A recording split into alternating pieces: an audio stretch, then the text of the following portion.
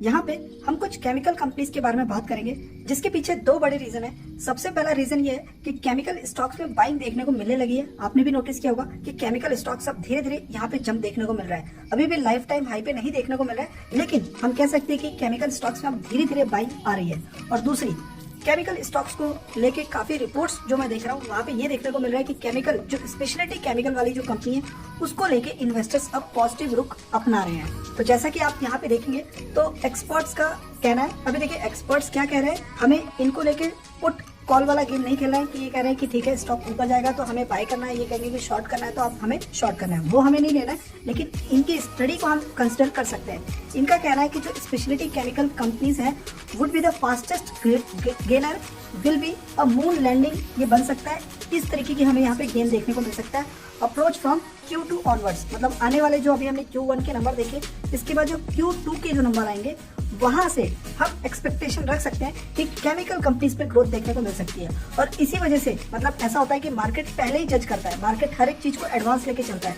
And Q2 के number अभी आने में टाइम है, लेकिन आप देख रहे होंगे कि स्टॉक्स में किस तरीके से जंप देखने को मिल रही है। एंड यहाँ पे कुछ रिसर्च ये कह रही है इनकी, मतलब अजय जोशी, इन्होंने जो अपना जो रिसर्च किया उनके अकॉर्डिंग ये बताया गया कि जो भी केमिकल कंपनी जो मैन्युफैक्चरिंग कर रही है, स्पेशलिटी केमिकल हो रही है, जिसका डाइवर्सिफाइड पोर्टफोलियो है, जो एक्सपोर्ट भी कर रही है, डाइवर्सिफाइड सेगमेंट के साथ जो कंपनी काम कर रही है, उसमें आपको ग्रोथ देखने को मिल सकती है। जैसे कि फार्मा हो गया, agro, multiple and industry like paint, coating, auto, ये सब जो कंपनीज आप देख रहे हैं इनमें आपको काफी अच्छा जंप देखने को मिल सकता है आने वाले कुछ क्वार्टर्स में। तो यहाँ पे मैंने क्या किया, ऐसे ही कंपनी में आपको बताऊंगा जो कि साइज में तो स्मॉल है, स्मॉल कैप है, और ये स्पेशलिटी केमिकल से बिलोंग करती है। मतलब इनकी स्पेशलिटी केमिकल ये बनाने वाली कंपनी है। अगर आपको थोड़ा डाउट हो रहा होगा तो स्पेशलिटी केमिकल क्या है वो मैं आपको पहले बताना चाहूंगा। यहाँ पे अगर आप देखेंगे तो बताया गया कि जो भी स्पेशलिटी केमिकल एक ऐसा मटेरियल है जो किसी भी प्रोडक्ट के परफॉर्मेंस को बढ़ाता है। उसमें अगर कोई रिएक्शन आप जैसे देख रहे हो, जैसे कि परफ्यूम है, परफ्यूम विदाउट स्पेशलिटी केमिकल काम नहीं करेगा।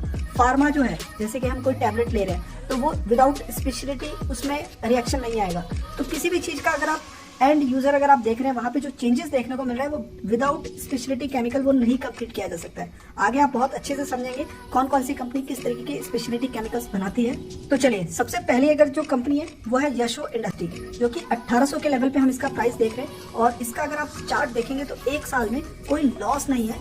मतलब एक तरीके से इसमें गिरावट देखने को मिली थी, लेकिन उस गिरावट के बाद इसमें काफी अच्छी जंप देखने को मिली है। अगर हम इसकी गिरावट से देखें तो नियर अबाउट 40% तक की रिकवरी देखने को मिल रही है। और 5 साल, देखिए एक साल जिसने होल्ड किया उसने तो लॉस से वापस अपना नो लॉस नो प्रॉफिट में आ गया, लेकिन जिसने 5 साल होल्ड किया उसने काफी अच्छे रिटर्न्स बनाए। अब ये कंपनी किस चीज से बिलोंग करती है, तो अगर आप देखेंगे तो यशो इंडस्ट्री एक तरीके की स्पेशलिटी केमिकल बनाती है, जैसे कि फूड एंटीऑक्सीडेंट हो गया, मतलब फूड खराब ना होने के लिए उसमें जो केमिकल डाला जाएगा वो स्पेशलिटी केमिकल इसको बोलेंगे हम, तो वो ये बनाती है। अरोमा केमिकल हो गया, अरोमा बेसिकली परफ्यूम में यूज किया जाता है। रबर हो गया जो कि टायर में यूज किया जाता है। लुब्रिकेंट हो गया जो कि ऑटो इंडस्ट्री में यूज किया जाता है। इस तरीके के बिजनेस सेगमेंट में कंपनी काम करती है। Europe, America, Middle East, Asia, major जितने भी कॉन्टिनेंट है इंटरनेशनली हर जगह इसकी सप्लाई देखने को मिल रही है। और अभी इसका जो मार्केट कैप है वो 2000 करोड़ का मार्केट कैप है और 32 के वैल्यूएशन पे कंपनी ट्रेड कर रही है। तो मेरे हिसाब से हर एक चीज इस कंपनी का अभी सही है। इवन इतनी छोटी कंपनी में प्रमोटर की होल्डिंग तो ठीक है 70% से ज्यादा है, लेकिन फॉरेन वालों के स्टेक कंटिन्यू इस कंपनी में बढ़ रहे हैं, जो कि बहुत अच्छी बात है। अगर कंटिन्यू किसी कंपनी में स्टेक बढ़े तो भी बहुत अच्छी बात है। 0.08 था जो कि आज 0.13% हो चुका है और पब्लिक वालों की होल्डिंग जो है 28% है। बाकी अगर आप ग्रोथ देखेंगे तो एक मतलब ऐसा नहीं मैं कह रहा हूँ कि बहुत तेजी से ग्रो किया है। 2020 में डिप होने के बाद इसने रिकवरी दिखाई है, देन इसके बाद 600 है, देन अभी 672 है। तो ये जो टाइम पीरियड है ये चैलेंजिंग फेज था बहुत सारी केमिकल कंपनीज के लिए। आप मैक्सिमम कंपनीज का देखेंगे तो कोई तो गिरता हुआ देखने को मिल रहा है, कोई बैलेंस आउट मतलब उसी के आसपास देखने को मिल रहा है। प्रॉफिट ग्रोथ देखेंगे तो उसको मेंटेन किया है कंपनी ने 11, 12, 21, 50 एंड 67। तो 11 से आप कह सकते हो कि 6 टाइम कंपनी के प्रॉफिट मल्टीप्लाई हुए 5 साल में। तो ये जो है यशो इंडस्ट्री, वैसे तो मैंने इसको नेक्स्ट टू SRF का टारगेट दिया है, लेकिन उसके लिए जो बाल अभी काले हैं वो सफेद हो जाएंगे, टाइम तो लगेगा, पर ठीक है लंबे समय के लिए इसको देख सकते हैं। लेकिन कंटिन्यू हमें इसके ऊपर अपना रडार रखना है, ये नहीं कि एक बार पैसा लगा दिया तो छोड़ देना, ऐसा नहीं चलना है, क्योंकि कब किस कंपनी में क्या हो जाए इसको लेके भी हम कंफर्म नहीं कह सकते ना, अभी कल को पूरा प्रमोटर निकल के बेच दे फिर क्या करेंगे। आपने देखा होगा जैसे कि रूट मोबाइल में क्या हुआ था, अच्छी कंपनी थी ना, तो वो हमें टाइम टू टाइम देखते रहना होता है। अभी फिलहाल कंपनी का विजन काफी बढ़िया है, कंपनी कैपेक्स के पर खर्चा कर रही है।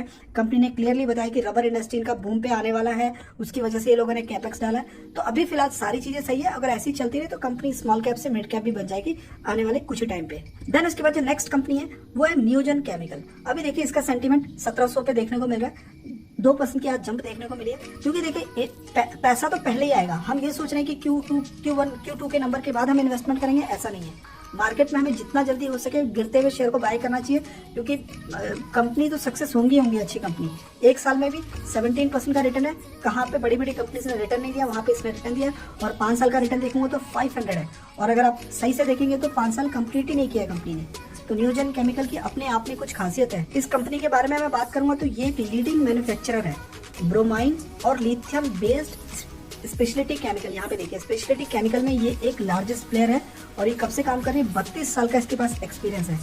तो इस तरीके के बिजनेस सेगमेंट में काम करती है, स्ट्रॉन्ग पोर्टफोलियो है ऑर्गेनिक और इनऑर्गेनिक प्रोडक्ट में, और इसकी वजह से इस कंपनी को बहुत ज्यादा रडार पे रखते हैं लोग, और इसी वजह से इसमें ऐसी गिरावट नहीं है, रिटर्न इतना ज्यादा देखने को मिल रहा है। उसके अलावा अगर आप थोड़ा और देखेंगे तो नियोजन केमिकल 1991 से काम कर रही है, ब्रोमाइन और लिथियम बेस्ड ऑर्गेनिक बनाती है, और मेटेलिक कंपाउंड है, use in the pharma, agriculture, chemical और इंजीनियरिंग इंडस्ट्री में यूज किया जाता है। कंपनी का मार्केट कैप बहुत ही अच्छा है, 4000 करोड़ रुपए कंपनी है, मतलब स्मॉल कैप कंपनी है। और वैल्यूएशन कंपनी का थोड़ा बहुत आपको एक्सपेंसिव ही देखने को मिलेगा, क्योंकि इसमें जो इन्वेस्टमेंट है वो एज अ फ्यूचरिस्टिक है। अगर हम सोचेंगे कि बहुत ज्यादा करेक्शन होगा वैल्यूएशन की वजह से, तो उसके चांसेस बहुत कम है, क्योंकि इसमें जो इन्वेस्टमेंट है ना वो कंटिन्यू बढ़ रही है। अगर आप देखेंगे तो प्रमोटर की स्टेक एस्टेज बनी हुई है 60%, फॉरेन वालों की स्टेक धीरे धीरे इंक्रीज हुए हैं, और डोमेस्टिक के स्टेक 19% बने हुए हैं। सालाना बेसिस तो बढ़े, quarterly basis ups and down है। सेंटीमेंट खराब होता है तो बेच देते हैं, सेंटीमेंट अच्छा होता है तो बाय कर लेते हैं, लेकिन फॉरेन वालों का स्टेक बढ़ता हुआ देखने को मिल रहा है। एंड पब्लिक की जो इसमें होल्डिंग है वो भी बढ़ रही है, सॉरी पब्लिक की होल्डिंग यहाँ पे कम होते हुए देखने को मिल रही है, इवन क्वार्टरली बेसिस भी और सालाना बेसिस भी। इस कंपनी को लेके आप सीरियस हो सकते हैं, फ्यूचरिस्टिक लॉन्ग टर्म के लिए आप इसको देख सकते हैं। 200 करोड़ की सेल्स, 300, 350, 500, 600, 686, तो ऐसी ग्रोथ कंपनी कंटिन्यू दिखा रही है। अभी तो लिथियम वाला सक्सेस नहीं हुआ है, अभी तो मतलब उसमें ये और भी काम कर रही है, लिथियम पे काम करेगी, लिथियम बैटरी वाले पे। वो अगर सब कुछ अच्छा हो जाता है कंपनी के हिसाब से चलेगा तो बहुत बड़े बड़े ऑर्डर्स भी मिलेंगे, क्योंकि बैटरी सेगमेंट में सबसे बड़ा रॉ मटेरियल है केमिकल, एंड केमिकल में जो कंपनी काम कर रही है इस तरीके की कंपनी, उनको बहुत फायदा होगा। और 21 का नेट प्रॉफिट अभी 50 करोड़ पे कंपनी का आ गया, और इसी वजह से इसका सेंटीमेंट पी आपको सस्ता नहीं मिलेगा। इसमें फ्यूचर की वजह से पैसा डाला जा रहा है, और इतना एक्सपेंसिव हो रहा है, उसके बावजूद इसमें गिरावट देखने को नहीं मिल रही है। देन उसके बाद जो नेक्स्ट कंपनी है फिनोटेक्स केमिकल। अभी अगर हम इसको देखें तो 350 पे स्टॉक इसको देख रहे हैं हम, और इसका भी अगर आप देखेंगे तो काफी बढ़िया लॉस इसमें दिखाया था। अगर मैं इसको देखूँ ना, यहाँ से देखिए कितना % लॉस है ये, अगर आप देखेंगे तो नियर अबाउट 30 से 35% तक का लॉस इसने इसी साल दिखाया था। लेकिन पेशेंस ने क्या किया, वो पैसा रिकवर करते करते अभी 2% के लॉस पे आ गया। मैं कह रहा हूँ अपने हाई पे बाई किया गलती से, वापस आपका पैसा लेके आ गई कंपनी।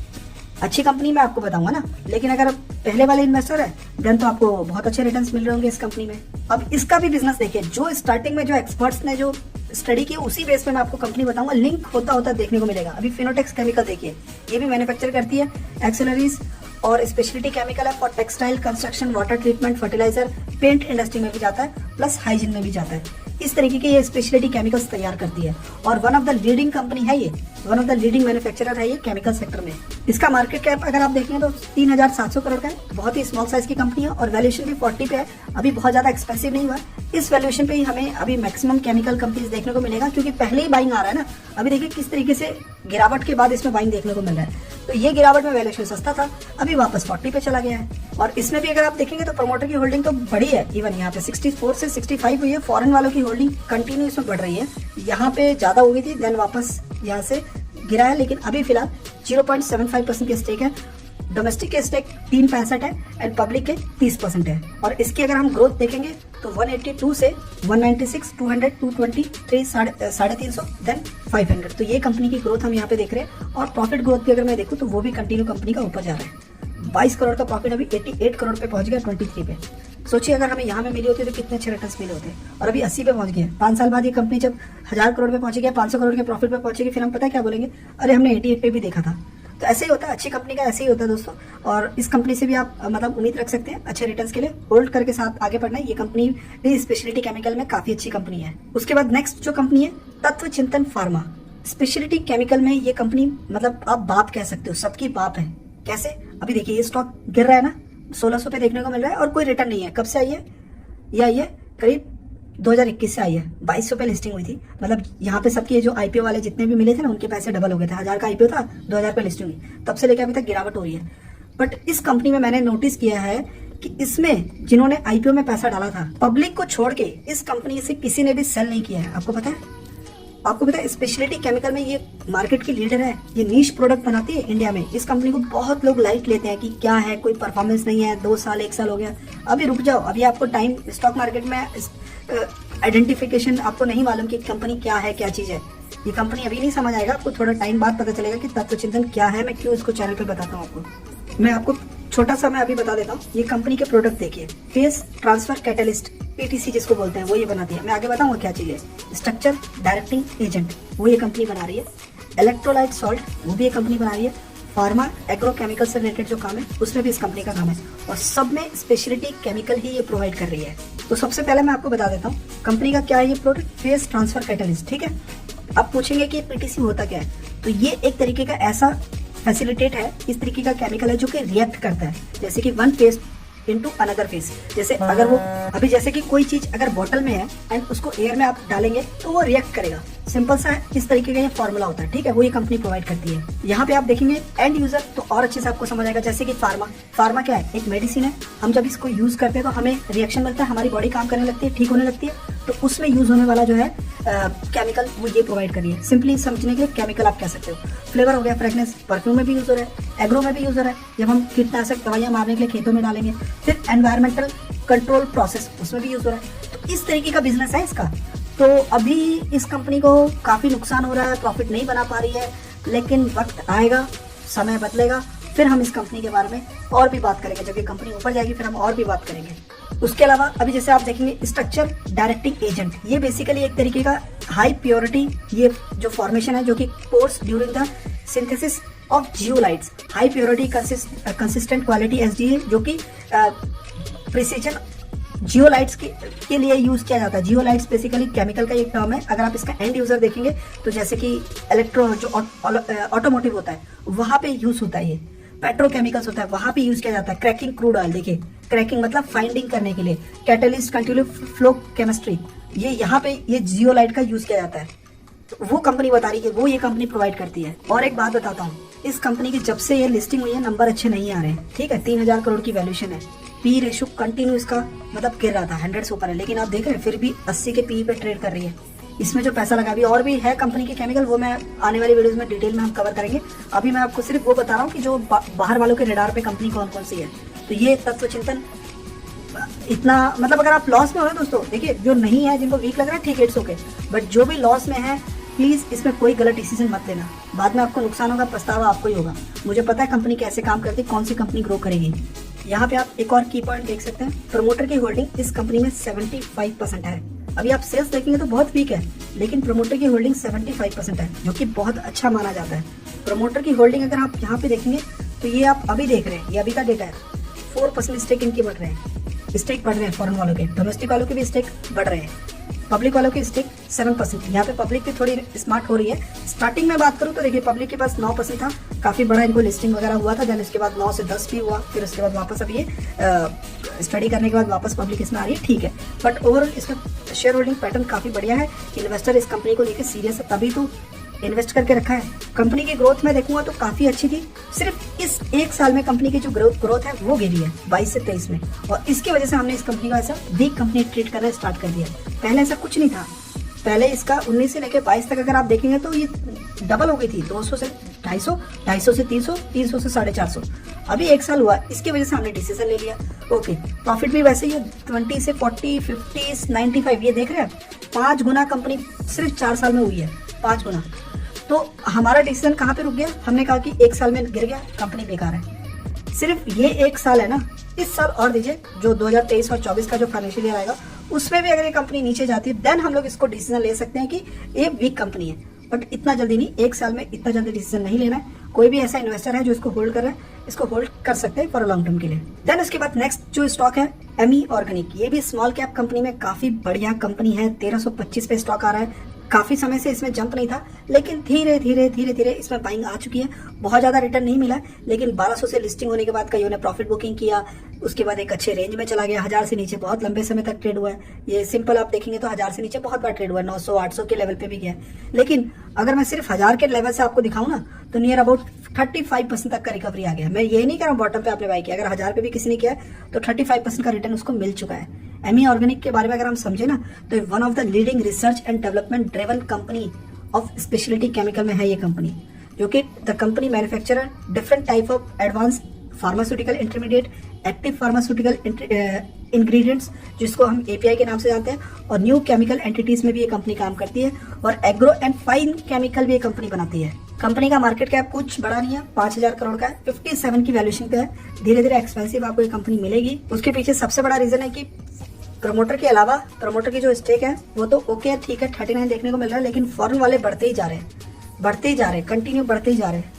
डोमेस्टिक वाले भी काफी अच्छा इन्होंने स्टेक बढ़ा लिया है, ठीक है। सबके स्टेक आप देख रहे हैं बढ़ रहे हैं रिसेंट टाइम में, और पब्लिक स्टेक 48% देखने को मिल रहा है। और ग्रोथ हम देखें तो 250 करोड़ की सेल्स को अभी कंपनी 600 करोड़ पे लेके आ गई है। केमिकल इंडस्ट्री डाउन है, बट इसमें कंटिन्यू ग्रोथ है। तो गिरावट में जिसने होल्ड किया उसी ने पैसा बनाया ना। ये बढ़िया कंपनीज होती है, इन कंपनीज को इतना जल्दी हमें छोड़ना नहीं है। बहुत अच्छा इसका स्ट्रॉन्ग R&D, और जो केमिकल कंपनी R&D पे खर्चा करती है, आप समझ लेना कि वो कंपनी आगे सक्सेस होगी।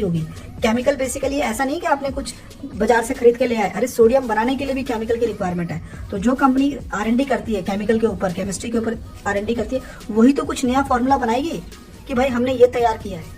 उसी का एडवांटेज है एमी ऑर्गेनिक के पास कि इसके पास R&D टीम है और काफी बढ़िया केमिकल बनाती है, और इसी वजह से इसके प्रॉफिट जो है कंटिन्यू ग्रो कर रहे हैं। और 23 का प्रॉफिट 80 पहुंच गया, 4x कंपनी के हो गए 5 साल में, और हमें अभी तक रिटर्न नहीं मिला है 5x, 4x नहीं मिला है, तो वो रिटर्न मिलना बाकी है। तो ये स्मॉल कैप में ये भी आप देख सकते हो, ये भी लोगों के रडार पे है, बड़े लोगों के रडार पे रहेगी।